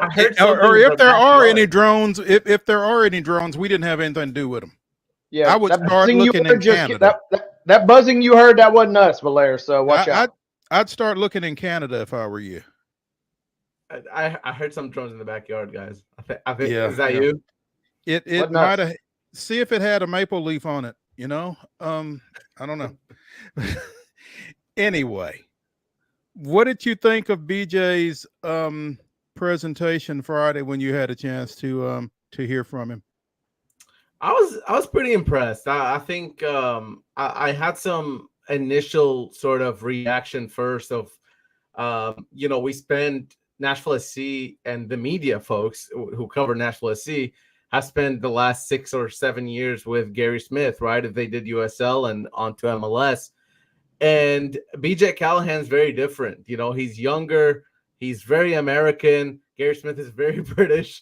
It's and I don't mean either of those as a bad thing. Just as first thing, like speaking to him, you kind of get that impression of, oh, this is a new era. This is a little different than usual. And then there was that period in between of 13 games with Rumba Muntali taking over.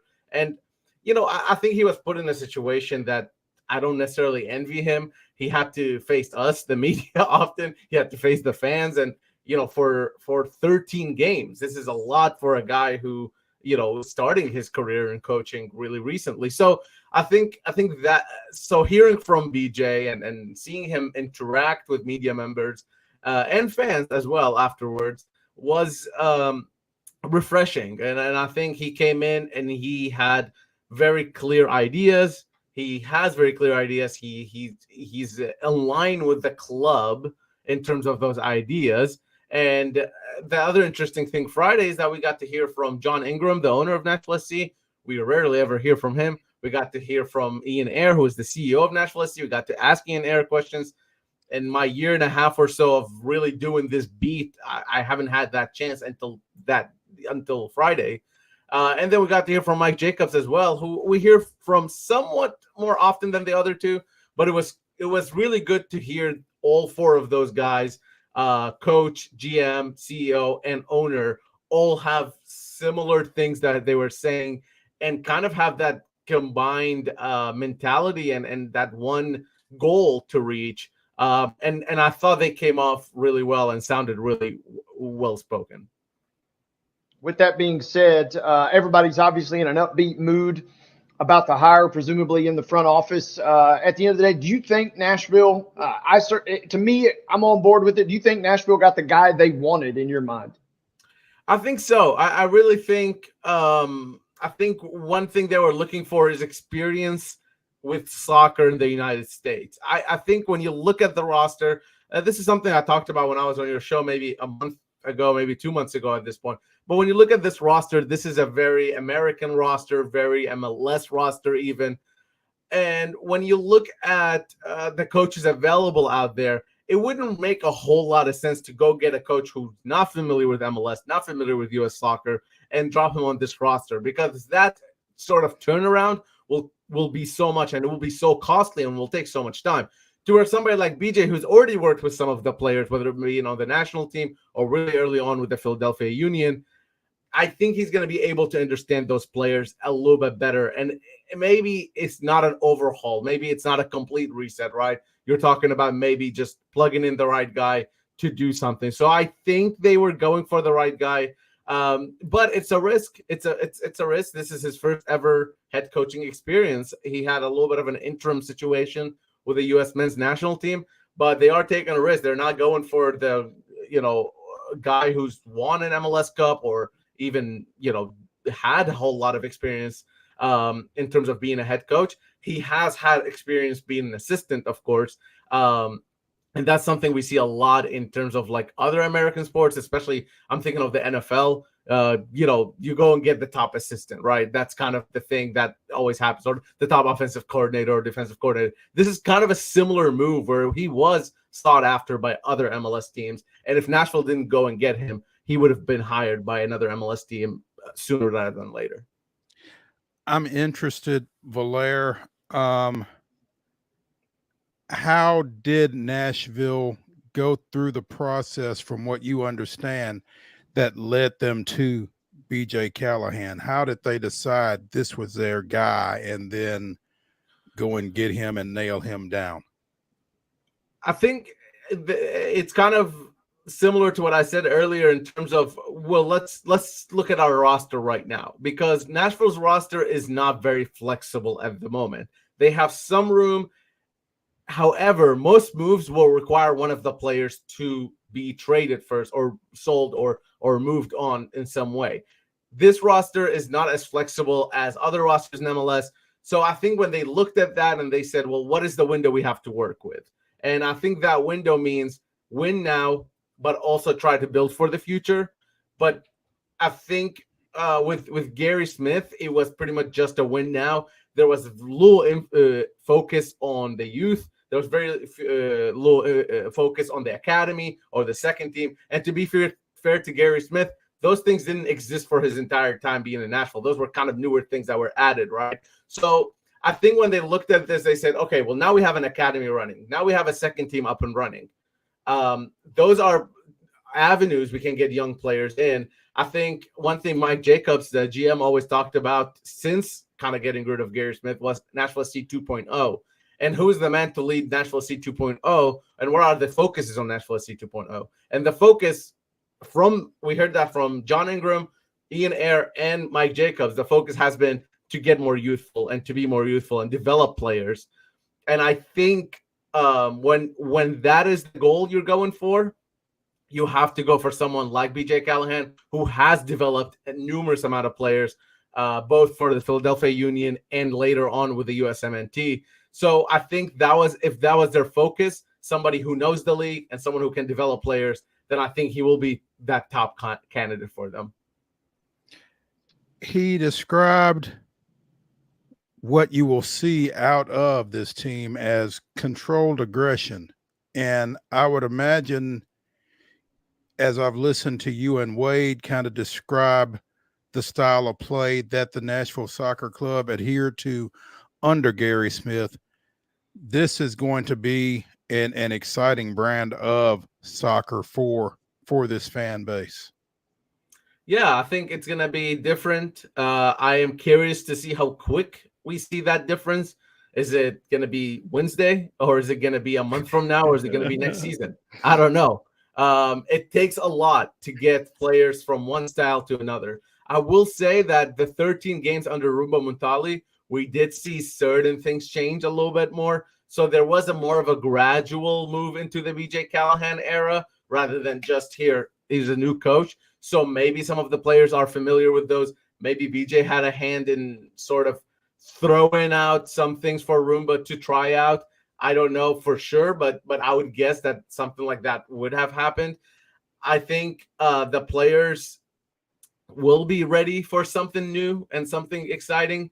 And when you look at the style of play of the teams he's been involved in, they are very different than Nashville SC. And when you hear the words control aggression, that is very different than what Nashville SC has been. Especially, he mentioned on the ball, being able to create on the ball and being able to take chances on the ball, and then off the ball to go after it. Those were kind of the big talking points from him. And those are two things that Nashville SC have really struggled with recently, but also throughout their existence in MLS, especially. So, I think it's going to be a brand new era. It's definitely starting Wednesday. I just don't know how quick we're going to be able to see the change on the pitch.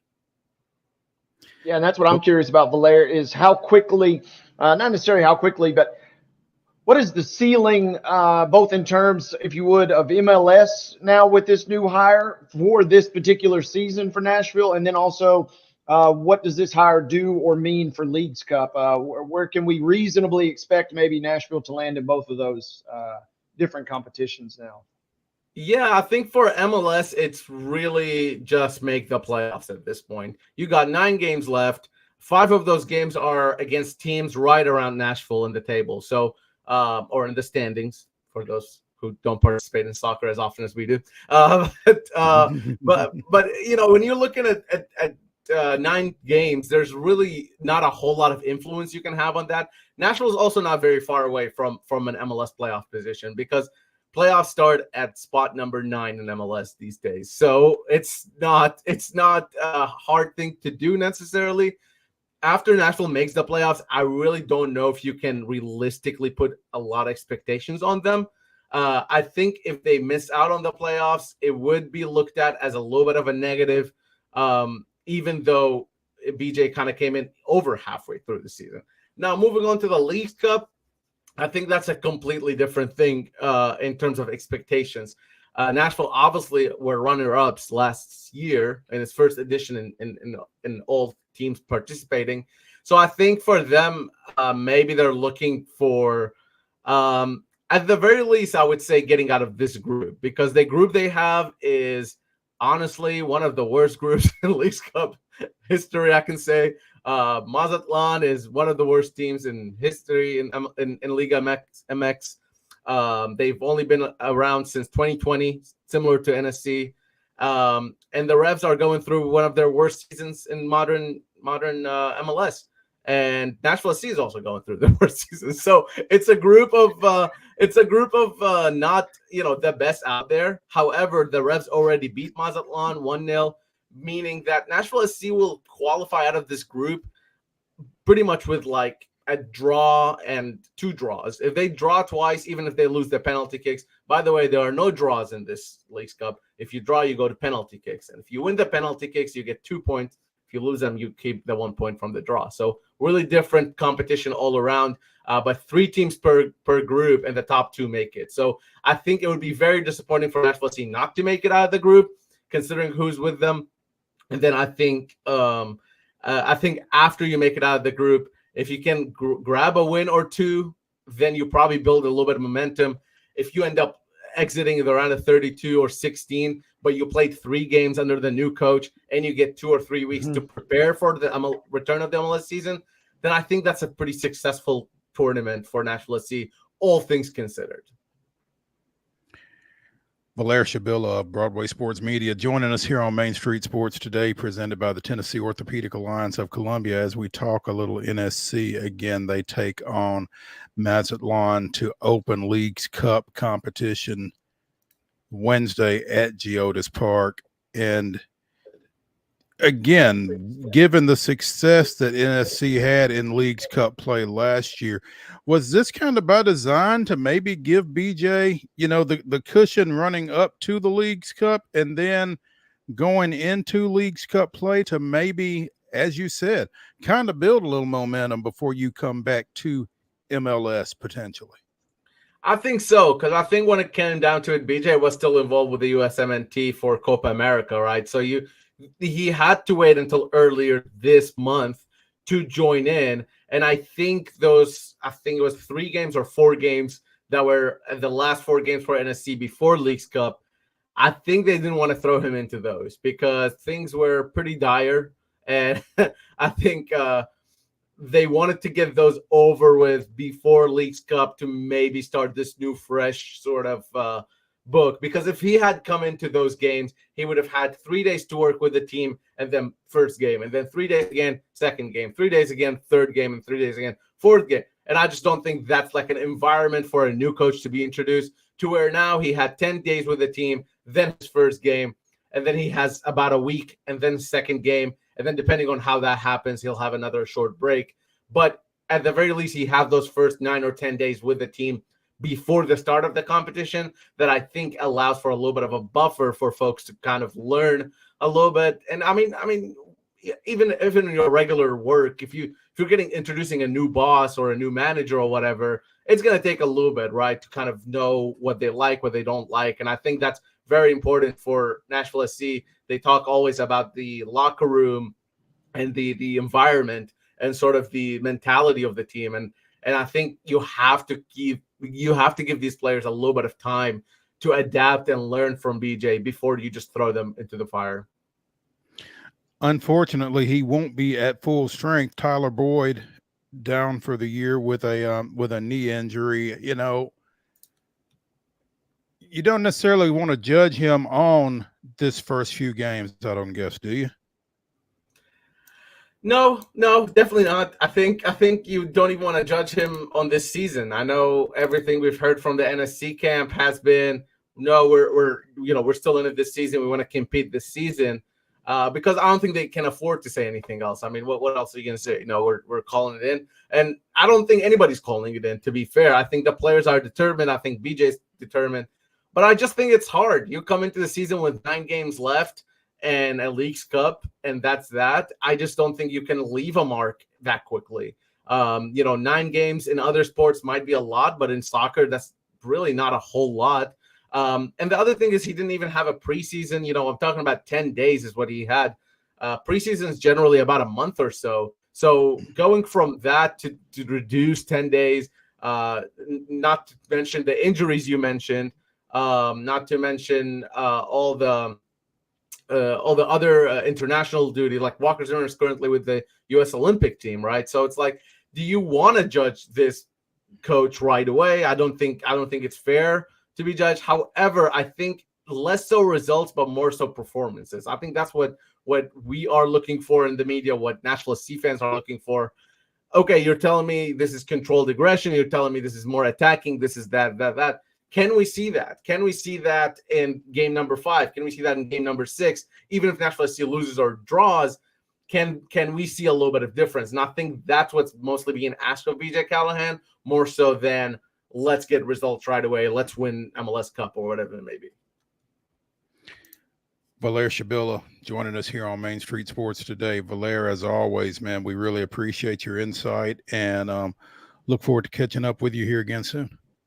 Absolutely. Thanks, guys. Appreciate it. All right. Thank you, Valair.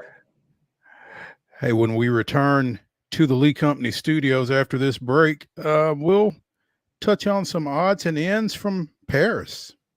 Wade's already kind of delved into one of those. So oh, baby. We'll follow up on that when we come back after this break. Stay with us.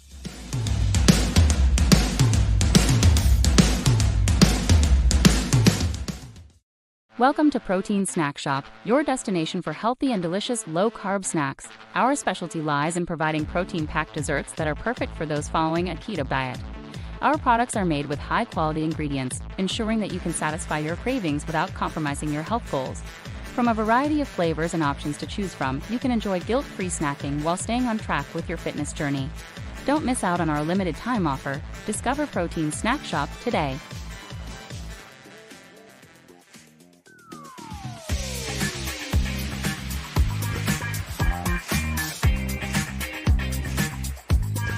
It's the final segment of the Monday Mirror edition of Main Street Sports Today, presented by the Tennessee Orthopedic Alliance of Columbia. I'm Maurice Patton, along with Wade Neely.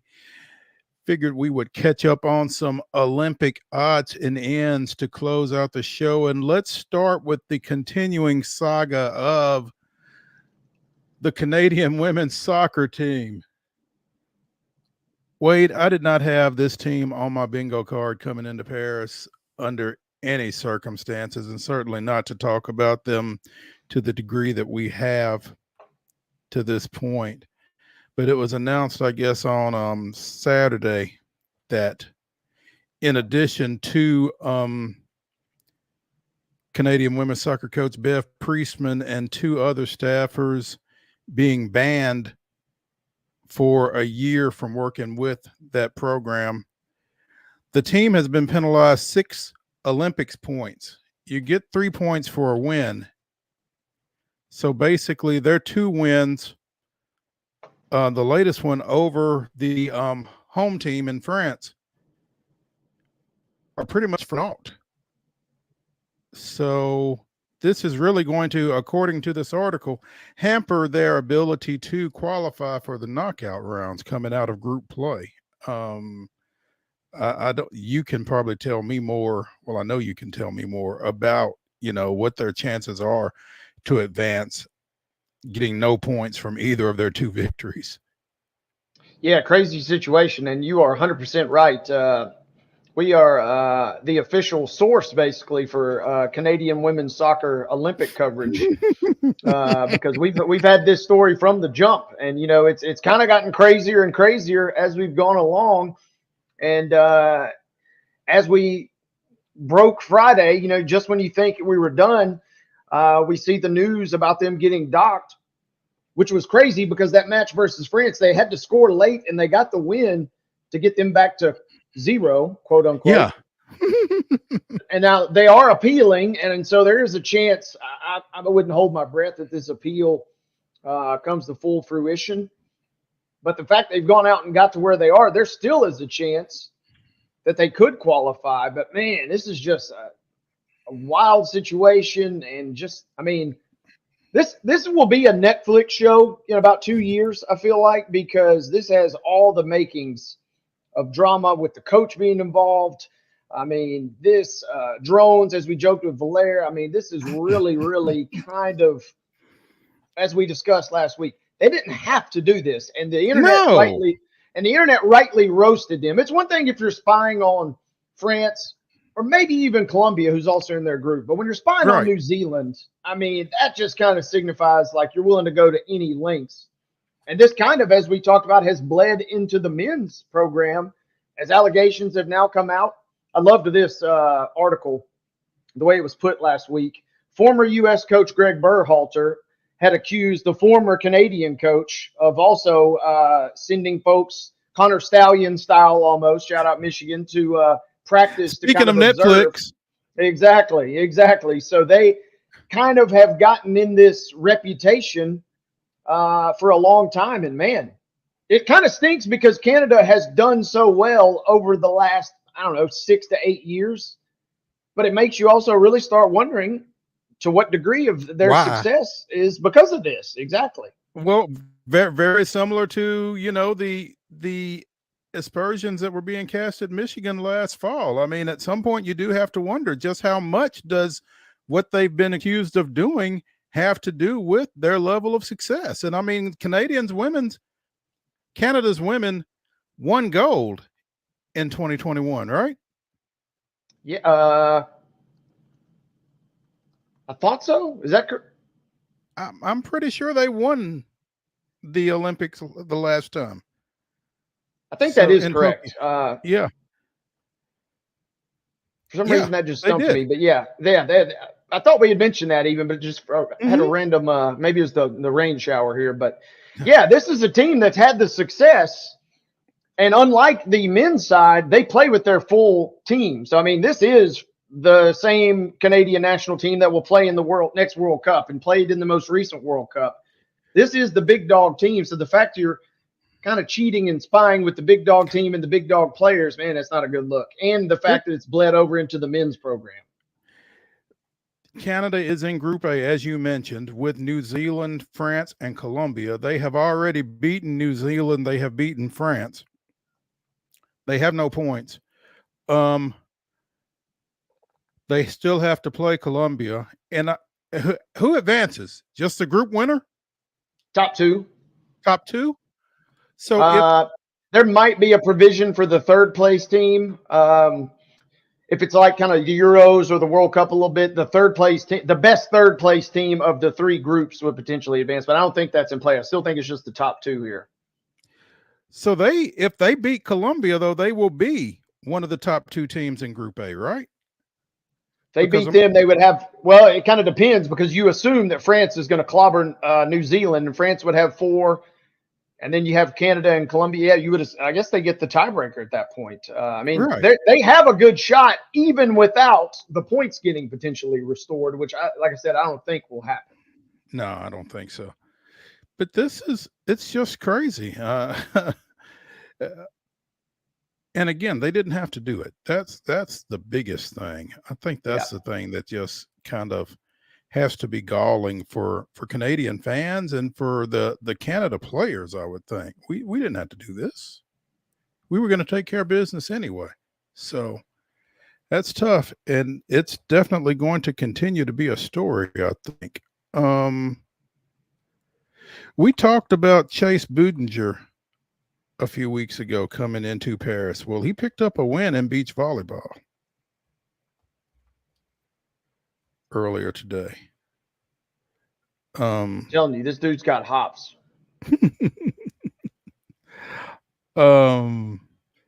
First Olympic win for this guy who obviously, I wouldn't say made his name in basketball, but certainly was a highly recruited high schooler in basketball, went on and played at Arizona before,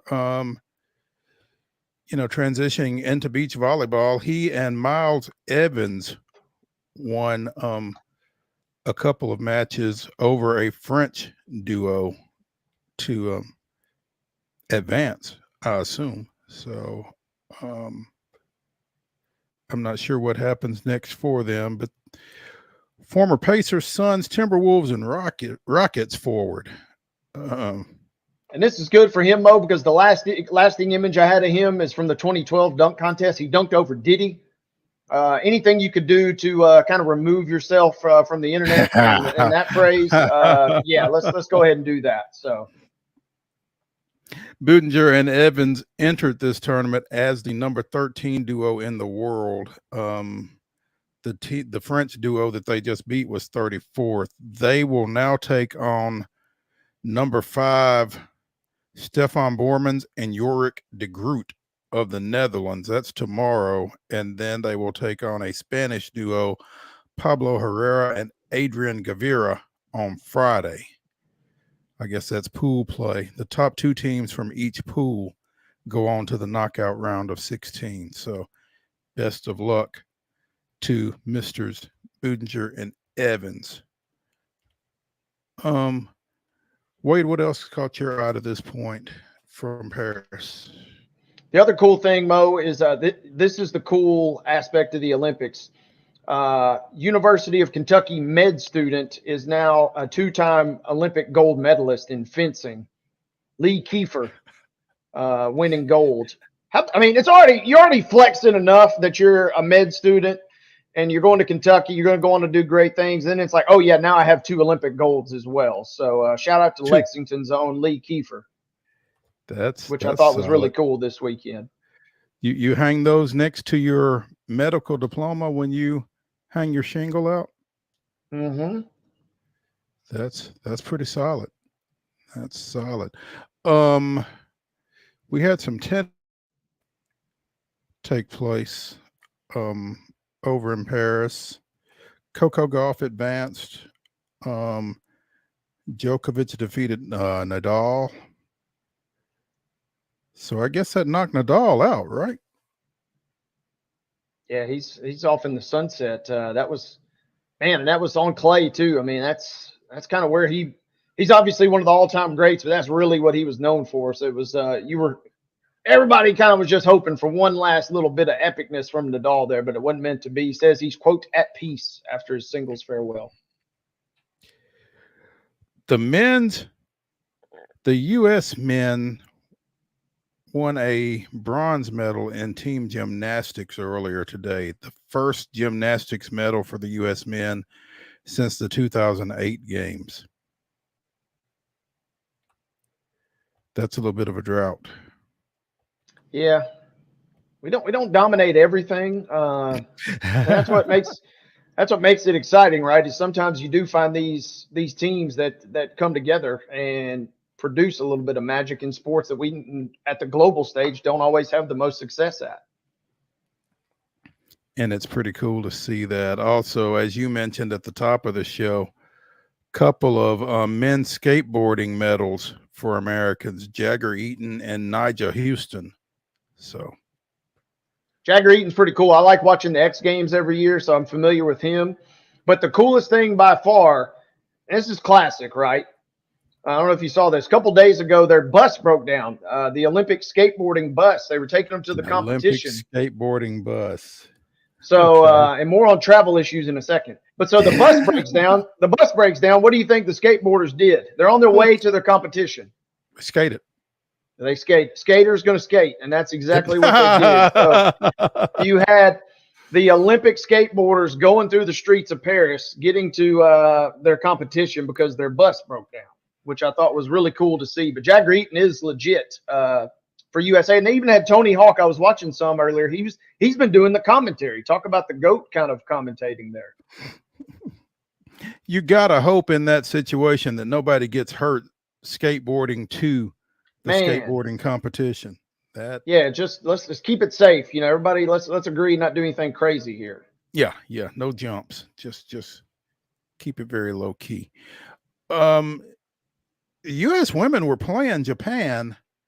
Smoked them. Did they? Is it over? I think 100-76. Okay. It ended during Valair's segment. Okay. I lost it because I was just seeing how much we could run it up on them. Yeah, I was trying to look up and keep up, but it switched to. It looks like the UK and Australia in women's beach volleyball right now. So, I did not catch that final. Hey, speaking of which, go ahead. Real quick, Mo. While we're talking women's hoops, and you mentioned Australia, how about Nigeria? The women of Nigeria defeat Australia. It was Nigeria's first win since 2004, and they've had this crazy deal since they got in Paris. They were not allowed on their boat for the opening ceremonies. Oh, wow. I don't know how in the world this happened, but they were denied entry essentially by their own Olympic committee because the boat was basically full. And then as a result of that, they ended up having to travel back. They missed part of their practice the next day. And then they rebound and they defeat Australia, who's a really solid women's team internationally. And it was Nigeria's first win since 2004. So talk about a crazy, tumultuous situation. And then they got the dub. Oh, goodness. U.S. mountain bike rider Haley Batten took silver Sunday, but was fined for breaking a rule on the final lap of her race. Jockeying for second place with a Swedish rider, went through a lane dedicated for taking on food and drink or stopping for mechanical problems. Batten did neither, thus breaking one of the rules of the race, was fined 500 Swiss francs or about $565. Failure to respect the instructions of the race organization or commentator, though deciding it wasn't enough to warrant a disqualification. So congrats to Haley Batten, whose silver medal is one of 20 that the U.S. has claimed to this point in Paris.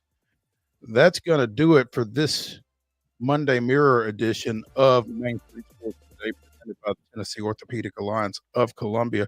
When we return to the Lee Company studios tomorrow, it's Tuesday. That only means one thing. The Blue Raider voice, Chip Walters, will be joining us. So be sure and join us here at 2 o'clock tomorrow for Main Street Sports Today. That's Wade Neely. We'll see y'all then.